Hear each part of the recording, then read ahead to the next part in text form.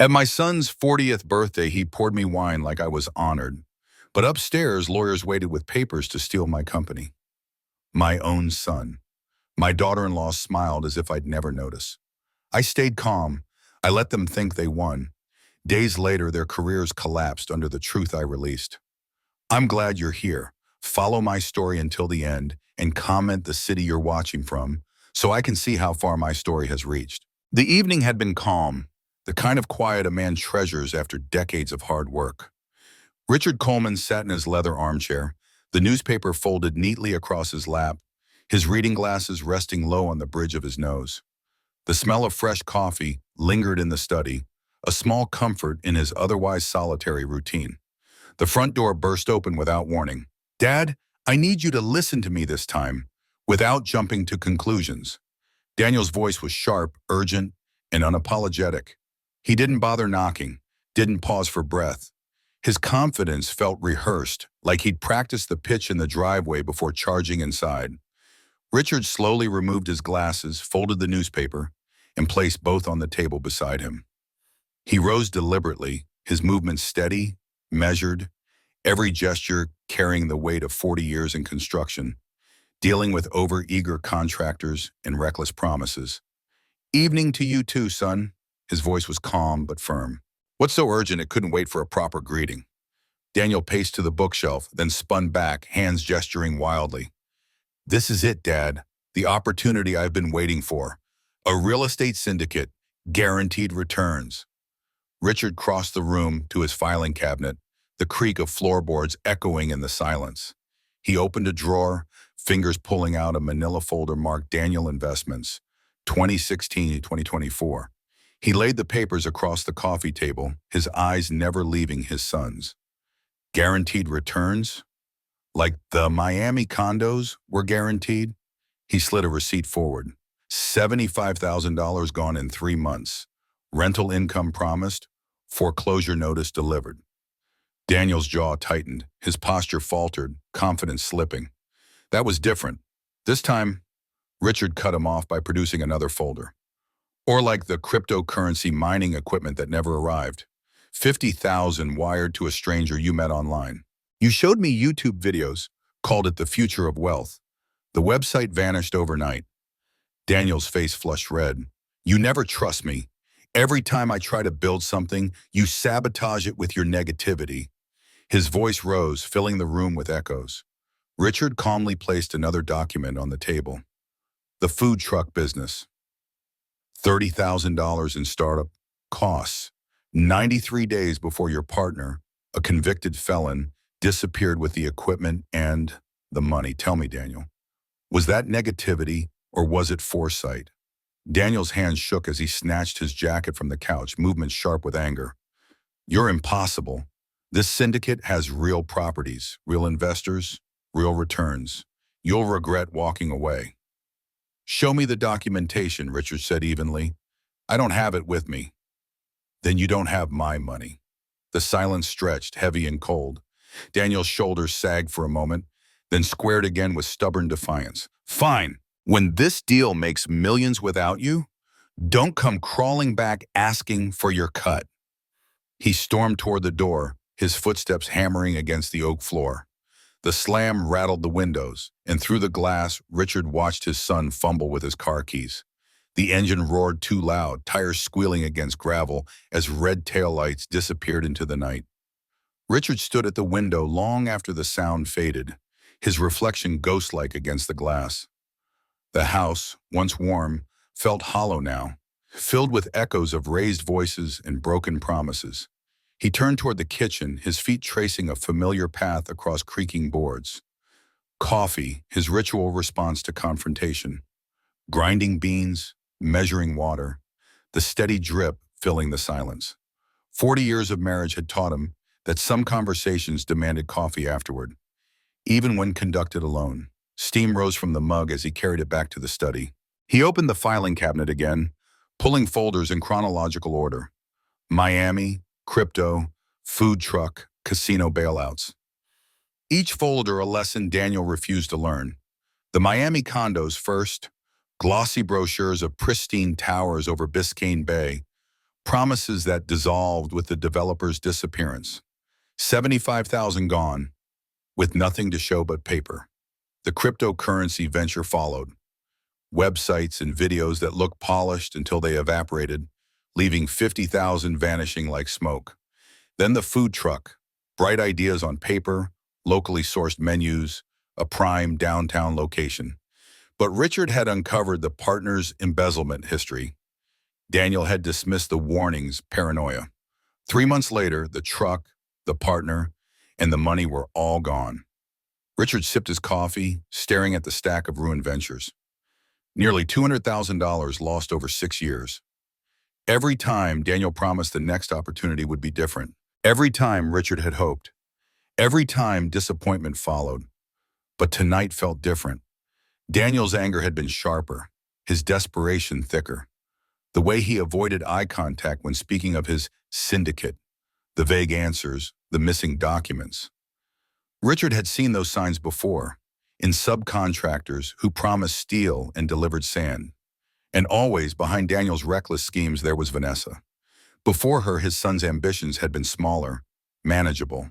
Since marrying her, the risks had grown larger, the stakes higher, her expensive taste pushing him toward bigger gambles.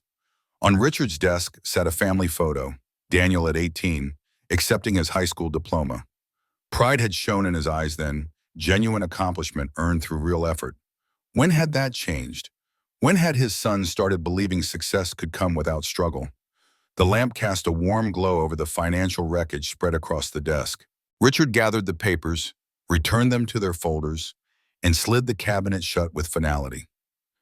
Sometimes the greatest kindness was saying no.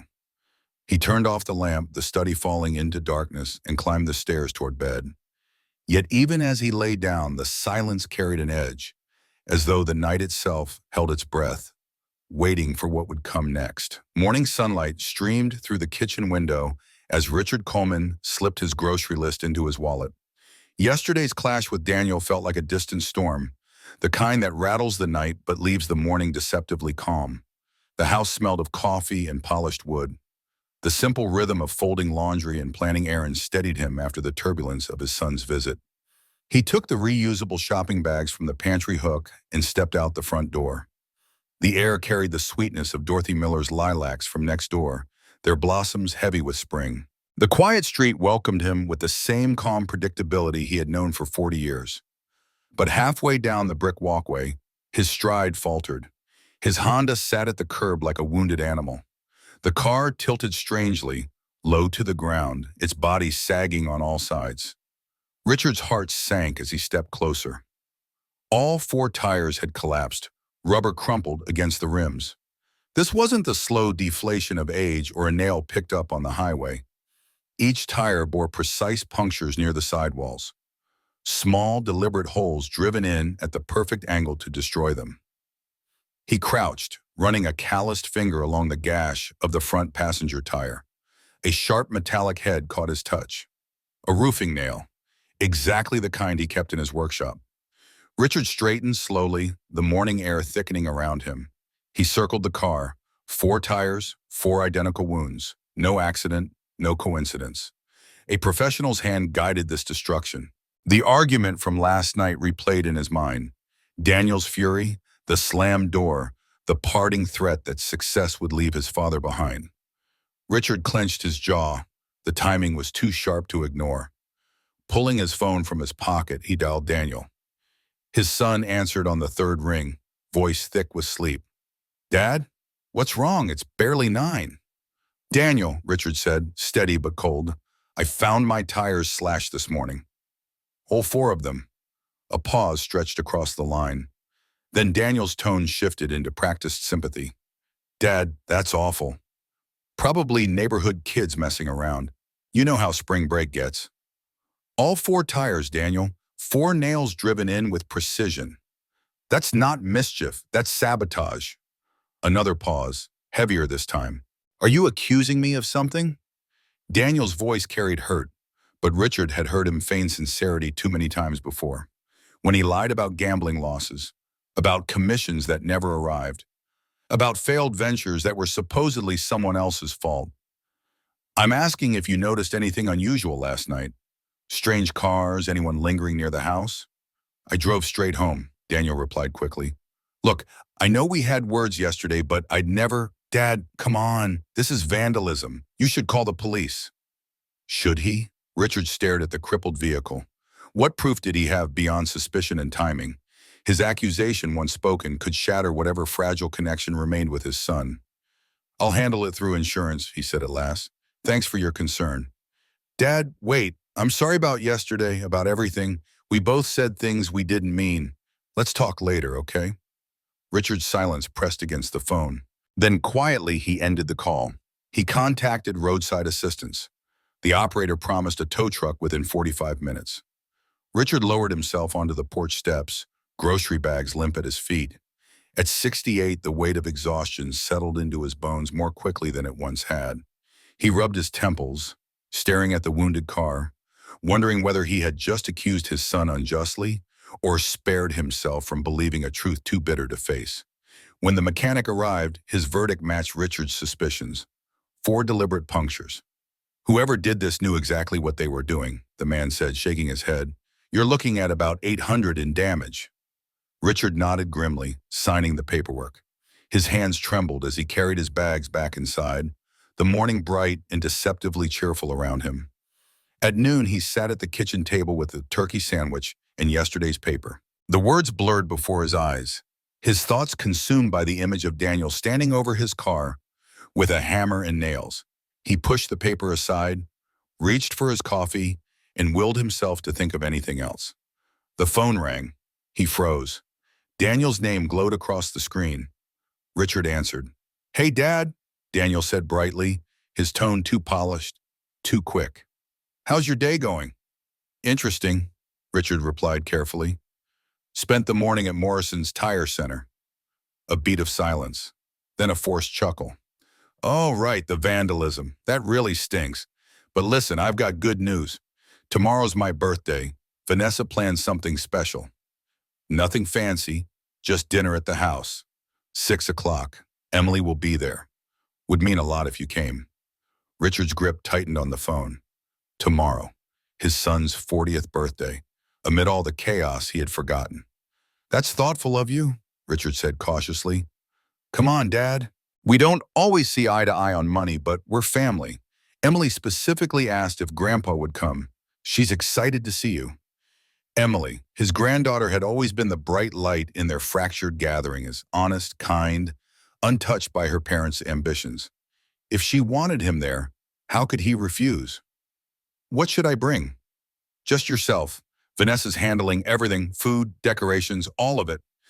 That explained the cost, Richard thought.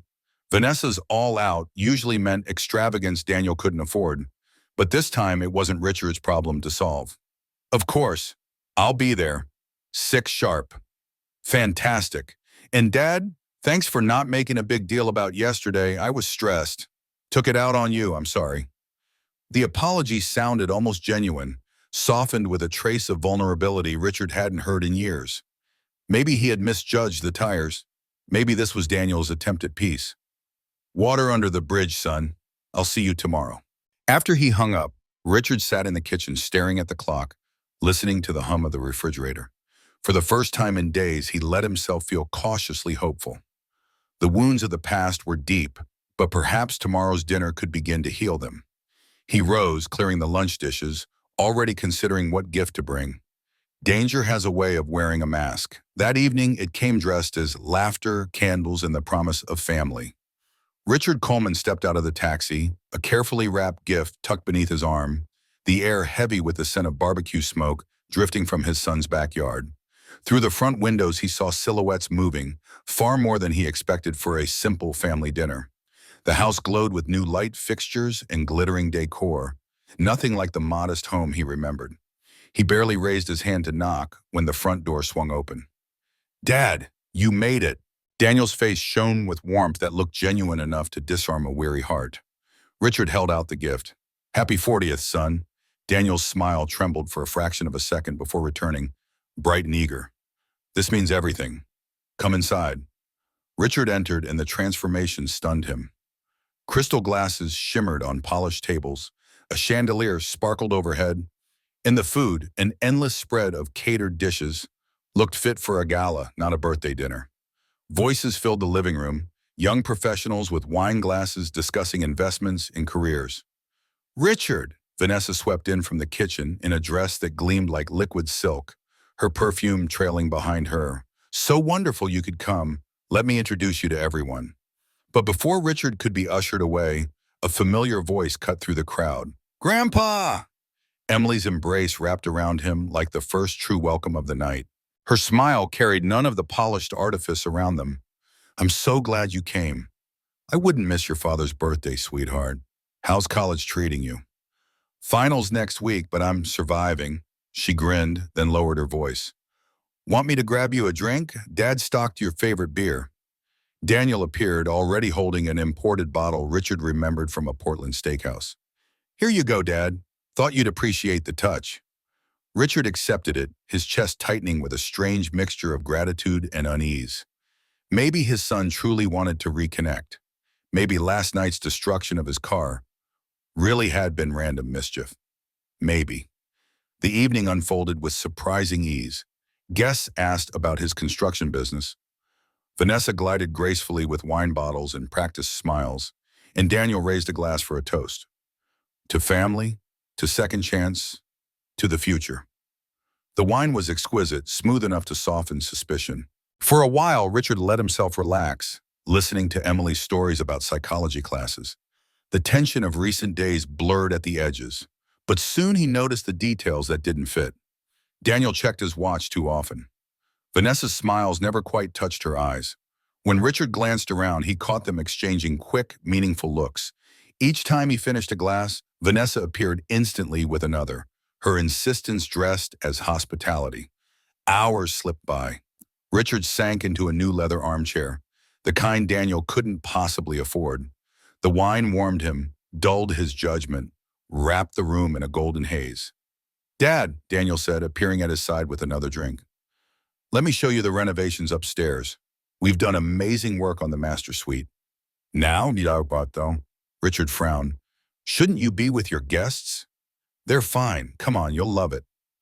Before he could respond, Vanessa materialized, her hand resting lightly on his shoulder. Yes, Richard. You simply must see the new fixtures. We spared no expense.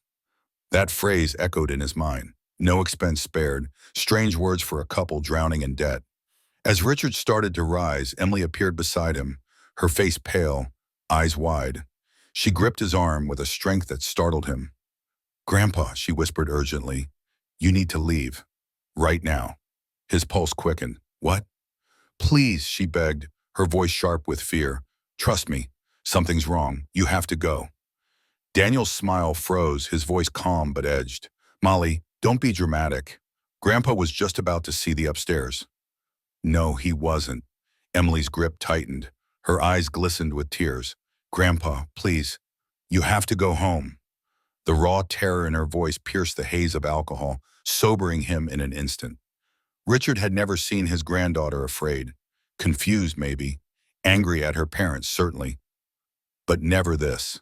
I think I'll listen to my granddaughter, Richard said, pushing himself up from the chair. It's late anyway. Daniel's cheerful mask cracked. Dad, don't be ridiculous. The party's just getting started. We haven't even cut the cake yet. You can't leave before we've celebrated properly, Vanessa added, her smile rigid, her voice sharp beneath the polish. Richard's instinct screamed. In 40 years of business, he had learned when people tried too hard to keep him in one place, it usually meant he needed to be somewhere else. I'm feeling tired, he said, slipping from Emily's grasp, only to place his hand firmly over hers in silent thanks. Age catching up with me. Just one more drink, Daniel pressed. A special bottle I've been saving. Another time, son. Richard moved toward the door. Daniel stepped in his path. Dad, really? Emily made a choked sound, her eyes filling with tears. That decided it. Thank you for a lovely evening, Richard said firmly, stepping around his son and reaching for his coat. I'll call you tomorrow. Behind him, urgent whispers flared between Daniel and Vanessa, too low to catch, sharp enough to confirm Emily's warning. The night air hit Richard's face like a cold slap, cutting through the last of the wine's fog. He pulled out his phone, calling for a taxi, Through the front window, he saw Emily watching him, relief and sorrow mingling across her face. She pressed her palm to the glass in silent farewell. Richard knew then, whatever danger he had escaped tonight was real, and the truth would soon come to light. If you felt the tension rising with Richard tonight, stay with this story. The truth behind Daniel and Vanessa's plan is darker than you can imagine, and Emily's desperate warning will unravel a betrayal that shakes a family to its core. Don't miss what comes next. The taxi pulled away from Daniel's house, its headlights cutting through the spring night. Richard leaned back against the worn seat, his pulse still racing from the hurried escape. The laughter and clinking glasses of the party seemed far away now, muffled by distance, replaced by the low hum of the engine and the occasional rattle of loose coins in the driver's console. His hands trembled slightly as he fumbled for his phone. He had to hear Emily's voice, had to understand what had terrified her enough to beg him to leave. She answered on the first ring, her words spilling out in a rush. "Grandpa, are you okay? Are you safe?" Richard closed his eyes, the urgency in her voice slicing deeper than any insult Daniel had thrown in their argument days before. "I'm fine, sweetheart. I'm in a taxi heading home. But tell me, why did you warn me? What was happening back there?" A pause filled the line, muffled party sounds in the background. Then the faint creak of a door closing. Emily's voice dropped to a whisper. "I overheard Mom and Dad talking yesterday. They had a plan involving you in tonight's party." Richard's chest tightened. "What kind of plan?" "They wanted to get you drunk. Then they were going to make you sign business documents. Something about transferring your company to date. Grandpa." There were lawyers waiting upstairs in the guest room. The words hit with the weight of a hammer. Richard gripped the phone tighter, his knuckles whitening. 40 years of sweat and sacrifice, reduced to a trap laid beneath his son's own roof. "Are you certain about this?" His voice was low, steady, though his heart thundered. "I heard everything," Emily whispered. "Mom kept checking the time, saying you'd had enough wine to sign anything.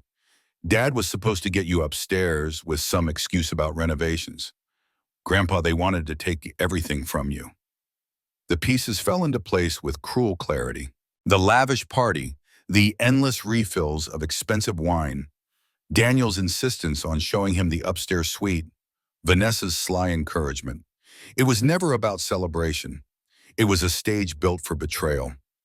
Richard stared out the taxi window as streetlights slid across his face. "How much did you overhear, Emily?" "Enough. They said you were selfish, keeping all the money when Dad needed it for investments.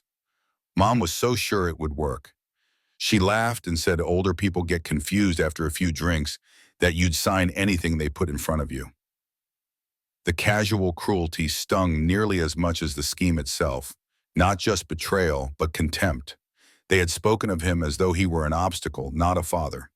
"Emily, listen to me," Richard said, his voice carrying the steel of command he once used on construction sites. "This conversation stays between us. You can't let them know you warned me." "Did they ask why you stopped me?" "Yes. Dad asked if I knew anything about the plan. I told him no, that I only asked you to leave because our neighborhood gets dangerous late at night. Then I went straight to my room. They believe I don't know anything." "Good. Keep it that way. Promise me, Emily." "I promise, but what if they try something else? Mom was so sure this would work." "You saved me tonight," Richard said, his throat tight. "I'm proud of the woman you are becoming. No matter what happens, remember that. You are the one person in this family I can trust completely." "I love you, Grandpa." "I love you too. If you need me, call any time, day or night." The taxi turned onto Maple Street. His house loomed ahead, its porch light casting a familiar glow across the walkway. On her porch next door, Dorothy Miller rocked gently in her wicker chair, her shawl pulled tight against the cool night air. She raised her hand in greeting as Richard stepped out of the cab. "Evening, Richard. Getting home late tonight?" He managed a polite nod, fumbling with his keys, still reeling from Emily's revelation. "I see you got your car fixed," she added casually. "New tires look good." Richard froze, keys halfway to the lock. He hadn't mentioned the tires to her. Slowly he turned. "Dorothy, how did you know about that?" She hesitated, then rose from her chair and walked closer to the railing. her voice soft but serious. Because I saw something Tuesday evening. I wasn't sure I should mention it, but after tonight, you deserve the truth. The chill that spread through Richard's chest had nothing to do with the night air. What did you see? I saw Daniel outside your house after your argument. Around 9:30, he walked around your car with something in his hand. He knelt by each tire, looking over his shoulder like he didn't want to be caught. Then he left. The confirmation landed like a blow. Not vandalism from strangers, not coincidence. His own son methodically crippling his car in a calculated act of revenge. You're certain it was Daniel? Richard, I've known that boy since he was small.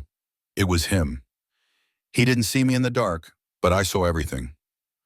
Richard closed his eyes, the betrayal cutting deeper than steel. First the tire sabotage, then the trap with the lawyers. Now Emily's whispered warning. This wasn't desperation anymore.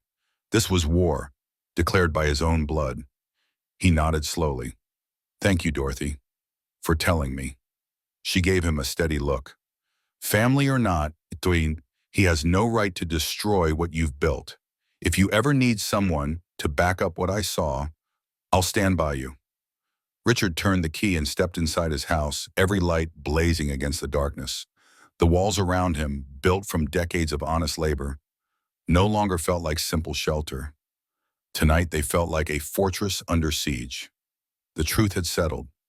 His son wasn't stumbling into mistakes anymore. He was orchestrating a campaign, property damage, manipulation, legal traps, all designed to strip him bare. And Richard Coleman was no man to surrender what he had built. Betrayal sharpens a man in ways comfort never can. That night, Richard Coleman stood in his living room, surrounded by 40 years of careful labor, his hands trembling, not with age, but with rage. The confirmation from Dorothy Miller echoed through his chest like a hammer strike. His son had sabotaged his tires. His son had laid a trap with lawyers. His son had tried to strip him of everything he had built. The betrayal was no longer theory, it was fact. He poured himself a glass of water, the ice clinking like distant warning bells. For decades, he had carried Daniel through failures, rescues, and second chances. Each folder in his cabinet proved it. Receipts, contracts, canceled checks documenting disaster after disaster. But this was different. This was calculated malice. Richard sat at his desk, the lamp casting its yellow pool over the scattered evidence. He spread the files like a general laying out battle plans. Miami condos, crypto scams, the food truck venture with a criminal partner. Each loss, each lie, each manipulation cataloged and preserved.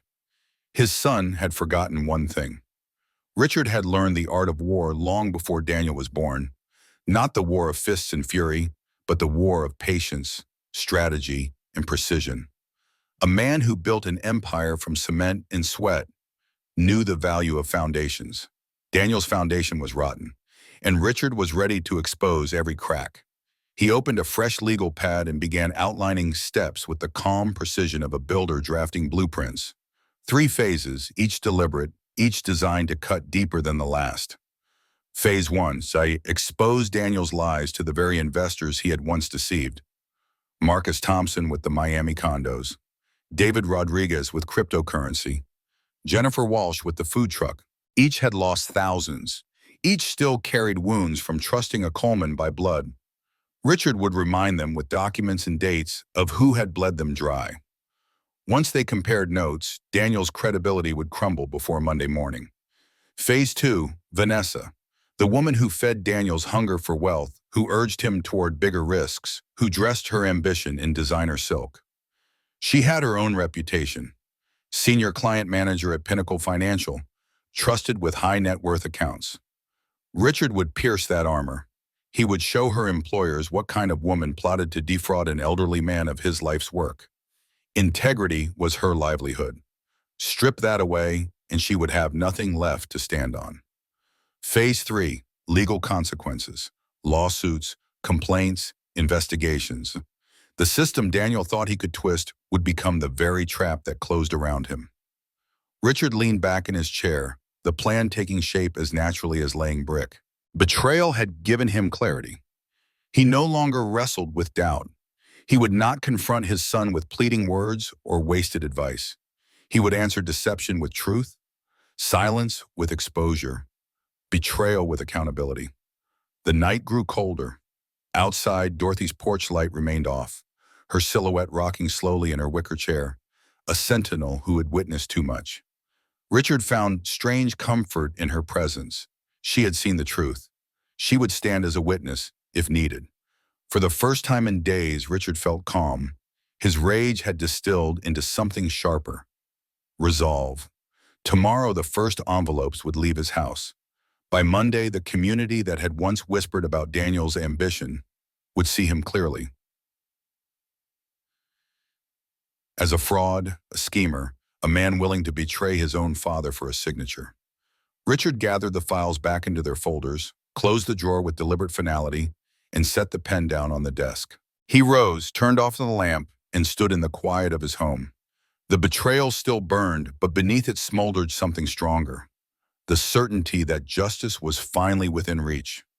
This was no longer a father and son dispute. It was a reckoning. And in that reckoning, Richard Coleman would not falter. If you felt the weight of Richard's heartbreak and his rising determination, stay close. What he does next will not just shake his son's fragile world. It will expose everything Daniel and Vanessa tried to hide.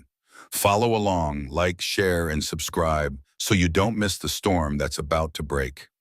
Dawn arrived gray and heavy, the kind of morning that matched the weight in Richard Coleman's chest. He sat at his kitchen table with a mug of coffee steaming beside a yellow legal pad, pages already filled with notes scrawled in the same precise handwriting he had once used for blueprints and construction bids. His house was silent, but his mind roared with purpose. Daniel had declared war. Richard would answer in kind. He carried the coffee to his study and unlocked the filing cabinet, the metallic clink echoing like the sound of a vault door. Manila folders slid out one by one, their edges worn from years of being opened, studied, and put away again. Miami condos, cryptocurrency mining, the food truck venture, casino debts. Each folder a monument to Daniel's recklessness, each a weapon now sharpened by betrayal. Richard spread the documents across his desk, arranging them in neat order. He had always believed in building on solid foundations. Tonight's plan was no different. Truth would be his foundation, and from it he would construct Daniel's undoing. The Miami project came first. Glossy brochures promised towers of glass rising over Biscayne Bay, palm trees swaying beside pristine pools. Daniel had been 34 then, full of bravado, promising riches within months. But the developer had been drowning in bankruptcy proceedings even as he collected investor money. $75,000 gone, and with it the trust of men like Marcus Thompson, who had lost $25,000 of his own. Richard stacked the contracts, receipts, and bank transfers neatly, ready to be copied. Next came the cryptocurrency disaster. Daniel had shown him YouTube videos of blinking servers, claimed it was the future of wealth. He had wired $50,000 to a man with nothing but a polished website. Days later, the site was gone, and so was the money. David Rodriguez had joined that scheme, losing $35,000 himself. Richard slid the email thread into the pile, including the one where Daniel admitted the supplier looked questionable, but insisted the profits would be worth it. Then the food truck, locally sourced menus, a location near the courthouse, dreams of long lines of lawyers waiting for organic lunches. At first, Richard had been impressed, but then he uncovered the truth about Daniel's partner, an embezzler with a criminal record. Daniel had waved away the warning as paranoia. 3 months later, the partner disappeared with the equipment and the remaining startup funds. Jennifer Walsh had invested $20,000 in that venture, money she would never see again. Richard leaned back, the piles of evidence spread across the desk like pieces on a chessboard. His son had made 3 fatal mistakes. He had underestimated his father's memory. He had forgotten that every lie left a paper trail, and he had assumed blood would shield him from consequences. He picked up the phone and dialed Premier Courier Service. By Friday afternoon, 3 thick envelopes would be delivered across town. Inside each, photocopies of contracts, bank statements, emails, proof of Daniel's pattern of deception. No accusations, no embellishments, just facts laid bare for the victims to examine. Richard dictated the cover letter in an even voice, Information for your consideration regarding Daniel Coleman's investment practices. Please review the attached documentation and draw your own conclusions. When he hung up, he felt lighter. Not happier, not vindicated, but steady. For the first time since the party, he was no longer reacting. He was building. But Daniel was not the only one who had to fall. Vanessa had slipped into his son's life like silk around steel, urging him to reach higher, gamble bigger, spend more. Richard had seen her at gatherings, always polished, always watching, her ambition glinting beneath every polite smile. She carried influence of her own, senior client manager at Pinnacle Financial Consulting, trusted with portfolios belonging to the wealthy and the aging. She built her career on the illusion of integrity. Richard opened a new folder labeled Vanessa Coleman, professional standing. Inside, he placed receipts he had collected quietly, catering bills from the birthday party, invoices for expensive wine, photographs of newly purchased furniture. Their lifestyle outpaced Daniel's sales income by miles. Someone was funding it, and Pinnacle deserved to know whether their senior advisor blurred the line between client trust and personal enrichment. He began drafting an anonymous complaint to Pinnacle's Human Resources Department. Each word was measured, professional, the way he once crafted proposals for multi-million-dollar contracts. A trusted financial advisor should not conspire to defraud an elderly client of his life's work, nor should her family expenses so clearly contradict her husband's reported financial struggles. He sealed the draft with the quiet satisfaction of a man who understood the power of precise truth. By the time the clock struck noon, Richard's study resembled a war room. Envelopes addressed, documents stacked, courier times arranged. He sipped his cooling coffee and looked out the window. The street was calm, the same familiar sidewalks, the same neighbors walking their dogs. But beneath that surface, a storm had been set in motion. Daniel and Vanessa had plotted to strip him of everything. Now their own lives were about to unravel. Richard gathered the folders, slid them into his briefcase, and closed the lock with a decisive click. He had given his son 40 years of patience, forgiveness, and chances. Tonight, patience ended. Tonight, truth marched forward. The first strike would fall before the weekend ended. And once it landed, nothing would ever be the same again. Some wars are fought with fists. Others are fought with silence, evidence, and truth. By Tuesday afternoon, Richard Coleman was ready for battle. The envelopes had been delivered. The phone had already begun ringing with carefully worded inquiries from investors who once trusted his son. The first cracks in Daniel's fragile world had appeared. Then came the pounding at his front door. Richard didn't flinch. He had been expecting it. He opened the door to find Daniel and Vanessa standing on the porch. Their faces told the story before their mouths opened, flushed with anger, eyes burning with panic, their polished composure stripped away. They looked less like victors and more like cornered animals. "We need to talk," Daniel snapped, forcing his way past his father. Vanessa followed, her heels striking the floor like daggers. "We know what you've been doing, Richard." He closed the door behind them, unhurried, then gestured toward the couch. "I've been expecting this conversation. Please sit." Neither sat. Daniel's hands shook as he pointed an accusing finger. "You destroyed me. You sent letters to Marcus, David, Jennifer. Don't deny it. They all got the same packet. My phone hasn't stopped ringing. My reputation is ruined." Vanessa's voice cut sharper, colder. "My employer received an ethics complaint. HR is investigating me right now. Someone sent them details about our family finances. This is your doing."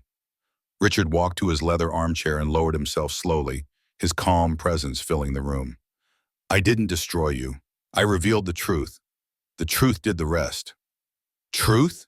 Daniel's voice cracked, rising with desperation. "You call this truth? You sabotaged me because you've never believed in me." Richard reached for the folder he had prepared, thick with papers and photographs. He opened it with deliberate care. "No, Daniel. What destroyed you were your choices. The Miami condos, the cryptocurrency scam, the food truck disaster. Each one documented, each one dragging others down with you. You failed them. You failed yourself." Vanessa leaned forward, her eyes narrowing. "You're tearing apart your own family. Over money." Richard's gaze hardened. This isn't about money. This is about betrayal. You didn't just gamble with investments this time. You plotted to steal everything I built.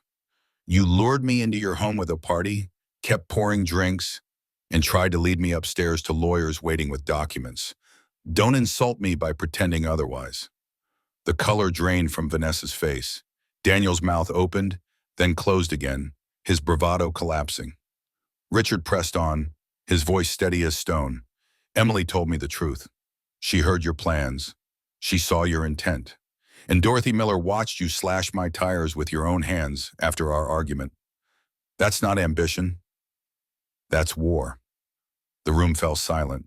Daniel's shoulders sagged, his defiance breaking like glass. Dad, you don't understand. I was under pressure. I had no choice.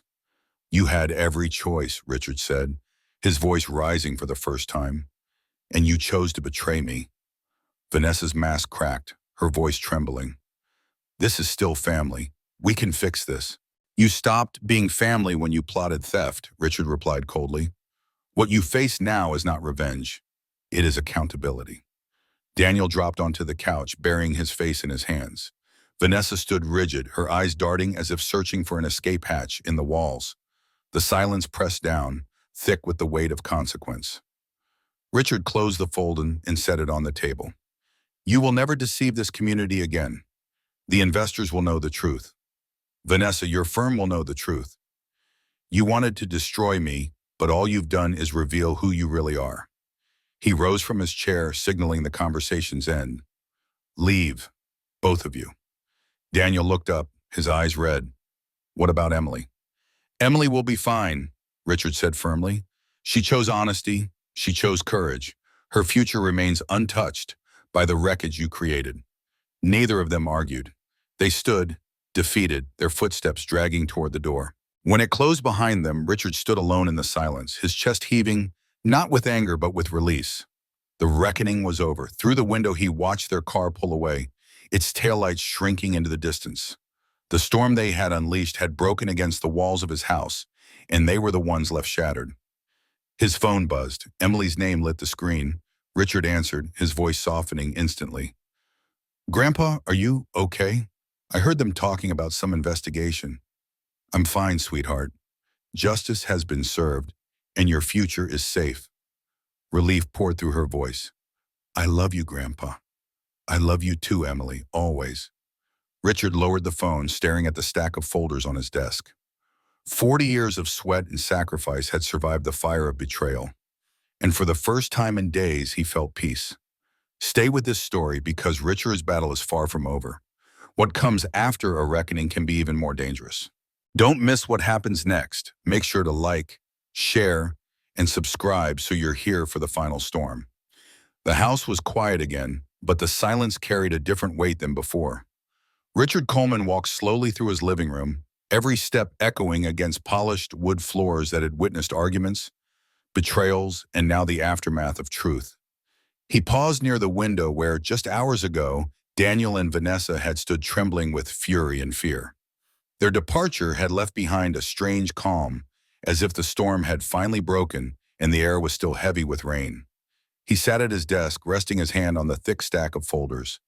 For years, these papers had been reminders of disappointment. Now they had become instruments of justice. He traced the manila edges, feeling the grooves worn into the cardboard from a decade of being opened, closed, and ignored. They were more than records of financial failure. They were evidence of a pattern, proof that his forgiveness had only enabled Daniel's recklessness.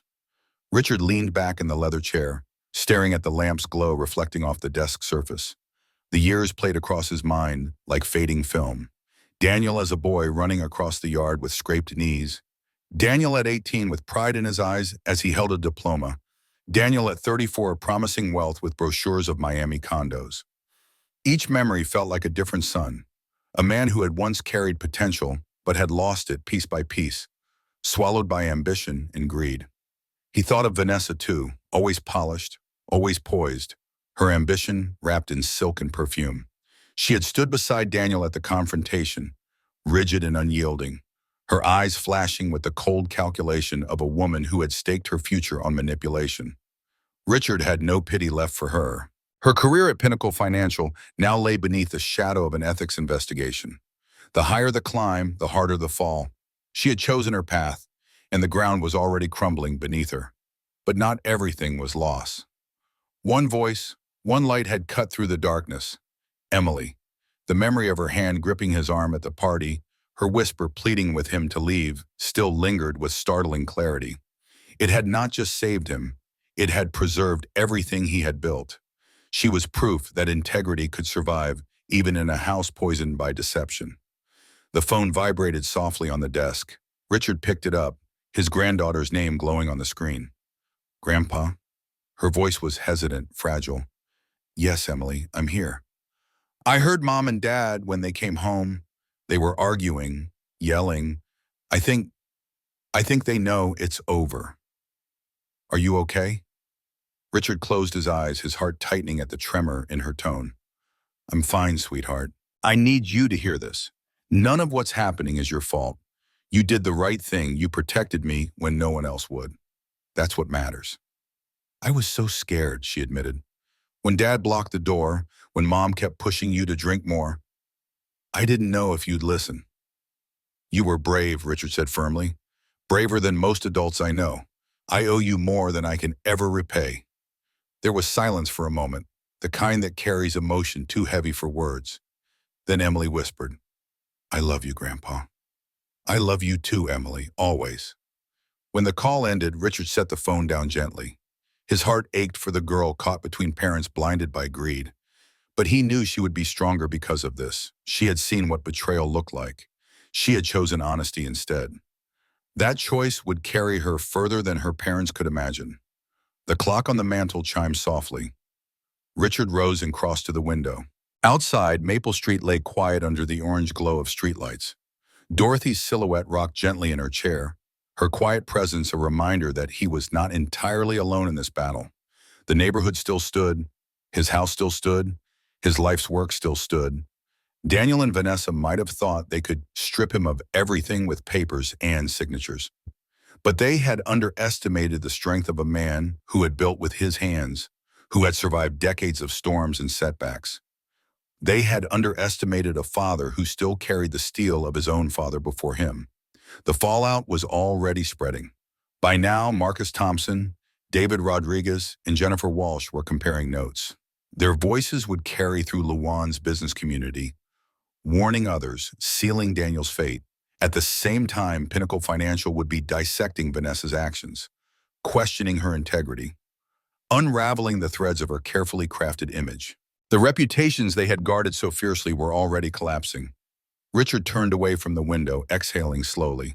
His house felt different now, not just a home, but a fortress that had withstood a siege. He had not only survived, he had struck back. And in that act, he had reclaimed something greater than safety. He had reclaimed control. The war his son had started was ending, but the scars would remain. Some wounds never closed completely. Yet Richard knew he could live with scars. Scars proved survival. Upstairs, the lights flickered as the old wiring caught the evening's demand.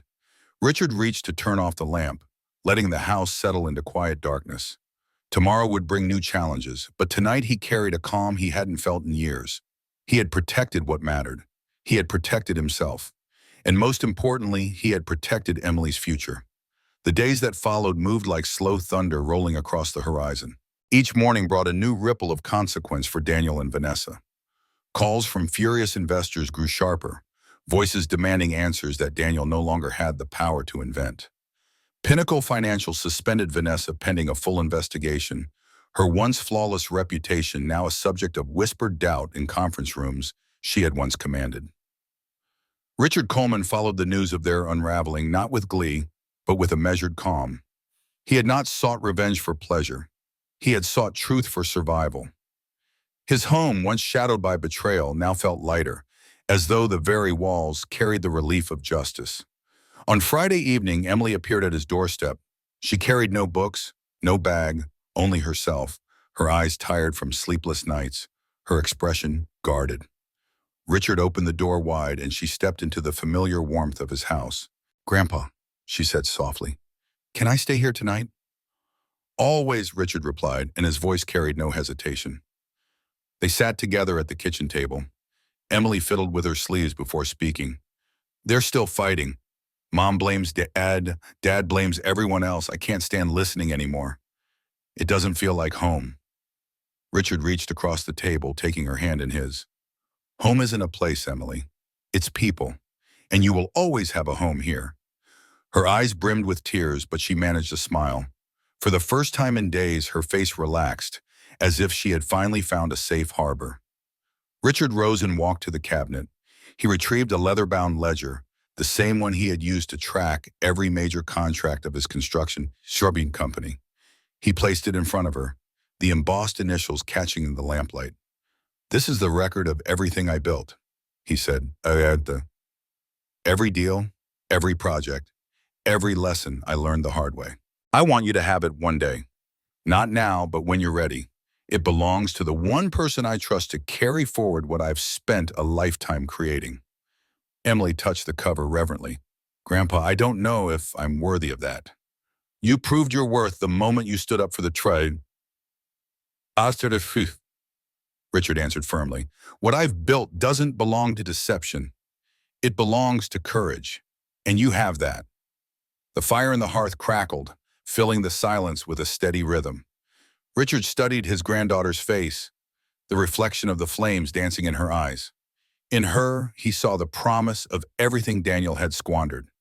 The resilience, the honesty, the strength to begin again without shortcuts or lies. For the first time since the storm began, Richard allowed himself to feel hope. Later, as Emily slept peacefully in the guest room, Richard sat alone in his study. The folders still rested on the desk, but their power was spent. They no longer felt like weapons. They were simply history, evidence of battles fought and lessons burned into memory. He opened the window, letting the cool night air drift in. Maple Street lay quiet under the moonlight. Dorothy's house was dark, her chair empty, but he could almost feel her silent solidarity. The neighborhood, the town, the world kept moving forward. So would he. Richard closed the folders one final time and placed them back in the cabinet. With a turn of the key, the lock clicked shut. Not as a cage, but as closure. The past was finished. The legacy remained.